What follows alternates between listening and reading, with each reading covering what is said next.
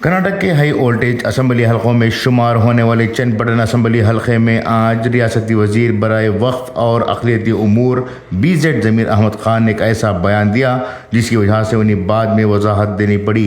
दरअसल BZ ज़मीर Ahmad चन्नपटन assembly हलके के ज़मनी इंतखाबात की तशहीर के लिए चन्नपटन गए हुए थे। इस दौरान अक़लियतों से खिताब करते हुए कहा कि कालिया कुमार स्वामी अपने मफाद के लिए BJP से हाथ मिलाए हुए हैं और उन्होंने पहले ही कह दिया था कि न मुझे मुसलमानों के वोटों की ज़रूरत है, ना ही मैं इनसे वोट मांगने जाऊंगा।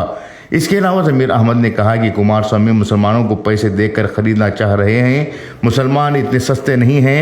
अलबत्ता अगर तमाम मुसलमान मिलकर चंदा कर लेंगे तो कुमार स्वामी के ख़ानदान को ख़रीद लेंगे। BZ ज़मीर अहमद के इस बयान पर सियासी बवाल मचा, जिसके बाद ज़मीर अहमद ने एक प्रेस कॉन्फ्रेंस में खिताब करते हुए कहा कि मैं कुमार स्वामी को अक्सर करियन्ना यानी काला भाई कहता आया हूं और मुझको वो कुल्ला कहते आए हैं। इसमें किसी की तौहीन नहीं हुई बल्कि ये आपसी तौर पर बुलाने वाले अलक़ाब हैं। बहरहाल ज़मीर अहमद गुज़िश्ता कुछ दिनों से मुसलसल तनाज़ात में घिरे हुए हैं और इनका मुँह खोलना ख़तरे से खाली नहीं हो रहा है। Bureau report, Inquilab news, Bengaluru.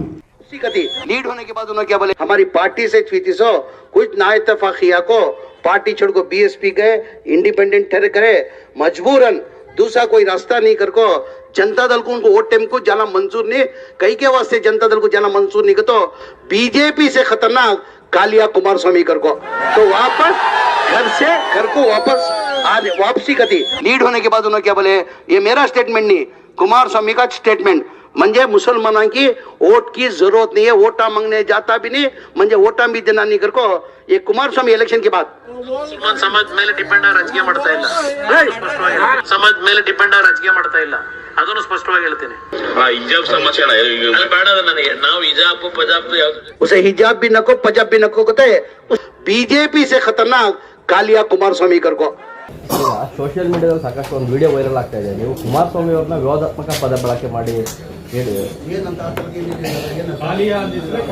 ಸರಿಯಾದ ಪದ ಬಳಕೆ ಮಾಡಿದ್ದೀರಿ। ನಾನು ಆವತ್ತಿನ ಕರಿಯಣ್ಣ ಅಂತ ಹೇಳಿದ್ ಕುಮಾರನಿಗೆ, ನಾನು ಕುಮಾರಸ್ವಾಮಿಯನ್ನ ಯಾವತ್ತು ನಾನು ಕರಿಯಣ್ಣನೇ ಅಂತ ಹೇಳಿದ್ರು, ಅದರ ಉರ್ದುದಲ್ಲಿ ಹೇಳಿದ್ದೀನಿ ಅಷ್ಟೇ, ನನಗೆ ಆವತ್ತಿನ ಕರಿಯಣ್ಣನೇ ಅಂತ ಕರೆಯುತ್ತವು।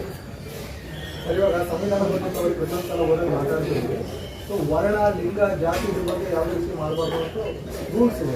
ಕರಿ ಅನ್ನುವಂಥ ವರ್ಣ ಇದೆ, ಅದು ಇಲ್ಲ ಮುಂಚೆಯಿಂದ ನಾನು ಆತನಿಗೆ ಈಗ ನನಗೆ ಕುಳ್ಳ ಅಂತಾರೆ, ನನ್ನ ಕುಳ್ಳ ಆಯ್ತು, ನನ್ನ ಕುಳ್ಳ ಅಂತಾರೆ, ನಾವು ಕರಿಯೋಣ ಅಂತ ಅವತ್ತಿಂದ ಹೇಳ್ಕೊಬೇಕು।